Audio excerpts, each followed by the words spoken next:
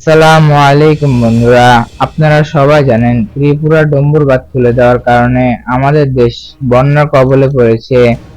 আবার এর মধ্য দিয়ে ভারত ফারাক্কা বাঁধের গেট খুলে দিয়ে বাংলাদেশকে ডুবাতে চায়। এখন আপনাদেরকে ফারাক্কা বাঁধ সম্পর্কে জানাবো।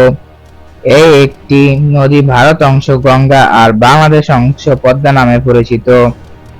যখন ফারাক্কা বাঁধ নির্মাণ করার কথা ভাবতেছিল ভারত, তখন দুই দেশের নদী বিশেষজ্ঞ বলেন গঙ্গা বা পদ্মার মধ্যে বাঁধ নির্মাণ করা ঠিক হবে না, কেননা প্রকৃতির বিশাল ক্ষতি হতে পারে।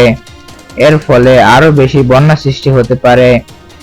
ভারত সরকার কিছু না ভেবেই গঙ্গার উপরে ফারাক্কা বাঁধ নির্মাণ করে। এই ফারাক্কা বাঁধের কারণে পদ্মা নদীর 49টি শাখা সম্পূর্ণভাবে বিলুপ্ত হয়ে গেছে। ফারাক্কা বাঁধের কারণে বর্ষার সময় বাংলাদেশের 16টি জেলায় প্রবল বন্যা সৃষ্টি হয়। ফারাক্কা বাঁধের কারণে শুধু বাংলাদেশ ক্ষতি হচ্ছে তাই নয়, বরং ভারতের পশ্চিমবঙ্গ ব্যাপক ক্ষতি হয়। ভারতের অনেক অঞ্চলের মানুষ প্রতিবাদ করছে এবং স্থানীয়রা ভারত সরকারের কাছে চিঠি লিখছে বাঁধ ভাঙার জন্য। এই ফারাক্কা বাঁধের কারণে পদ্মা পরিণত হচ্ছে মৃত নদীতে। এখন আমরা বর্তমান নিউজে যাই। ফারাক্কা বাঁধের 109টি গেট খুলে দিয়েছে ভারত। এতে একদিনে বাংলাদেশে ঢুকবে 11 লাখ ক্যুসেক পানি। বাঁধ খুলে দেওয়ায় বন্যার আশঙ্কা তৈরি হচ্ছে বাংলাদেশে।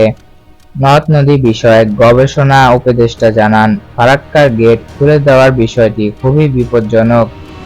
এর ফলে দেশের রাজশাহী, চাঁপাইনবাবগঞ্জ, কুষ্টিয়া, ঈশ্বরদী, পাবনা, সিরাজগঞ্জ, রাজবাড়ী ও মানিকগঞ্জ সহ আশেপাশের জেলাগুলো প্লাবিত হওয়ার আশঙ্কা বেশি।